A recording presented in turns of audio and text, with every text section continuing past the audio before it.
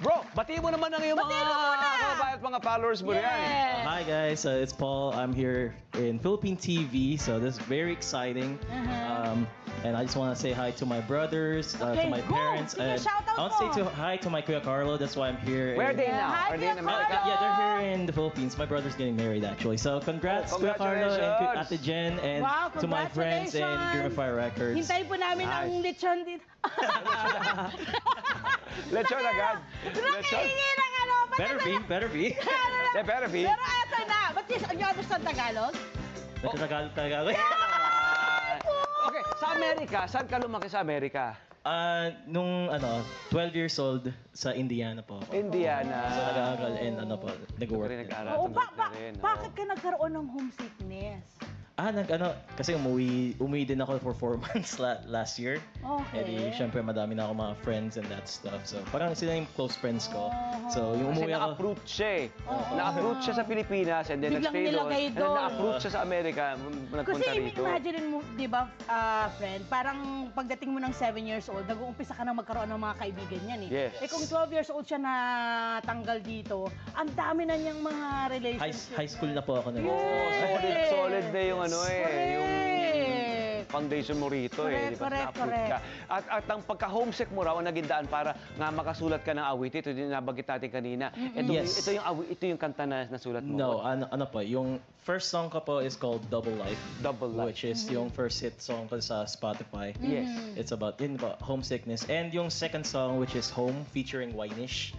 So it's about a story of self-love depicted into 2 characters. That's nice. So, syempre, everywhere you go, everywhere you are, I will always love you kasi syempre, sarili mo yun eh. Yeah, dala-dala mo. Opo. Ganda. Tama. Kaya makaka-relate ang Gen Z and mga millennials. Lahat Kasi naman. Yes. ngayon masyadong mataas ang natin sa self-love eh. Ito, paano nakatulong sa'yo yung paglikha ng music ng mga time na yun? Nasa mataas Ano yung naging process mo? Oo, proseso mo. Paano? Pag sulat ka na agad. Ano lang po siya, yung nag-start ako ng music uli, kasi yung nag-move ako sa US, nag-stop lang naman ako sa pagigitara and that stuff.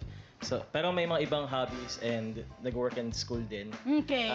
And yung nangyari pa yung sa COVID. So, actually, nakakatawa kasi yung guest before, powerlifter siya. Nagpa-powerlift din po ako bago yung nangyari COVID eh. I was about to go for Olympic weightlifting din. Tapos yung nagsara yung mga gyms. Eh, Hindi na siya makapunta. Naghanap ako ng ibang hobby. So ngayon, you're a writer and a singer. Yes po. Yun. Di ba yun ang naging bunga? Opo. Galing, no? Na hindi mo akalain na dito ka pala pupuntang path, diba? Diba nga? Ayan. So nabanggit nga niya, ito nga yung mga experiences niya, ang ginamit niya para siya makapagsulat. Correct. Ano pa ang yung susunod na mga awitin, mga material May mo? mga na ka ba? Ngayon, may kalahati na ba? I would think, di ba, nagbabari yan sa experience mo eh. So ngayon, in disposition mo ngayon, ano ang lumalabas na material ngayon? Mostly po sa mga napapanood ko, like may mga sinusulat po akong mga notes. Yeah. Yes po. Meron po akong upcoming song na pangalan Beautiful Lie, which is, kung isipin nyo, sun and the moon. Siyempre, mas maganda tingnan yung moon, yung moonlight niya. Pero if anything, the moon is the liar kasi ginagamit niya yung sunlight. Hello po mga Kanet 25! Si Kuya Tony Pet po ito mula sa Love, Tony Pet and Everything. For more Love, Tony Pet and Everything updates, just click on our subscribe button and follow us on our Net25 social media pages at Net25 TV and at Net25 Entertainment Facebook. Magkita-kita po tayo!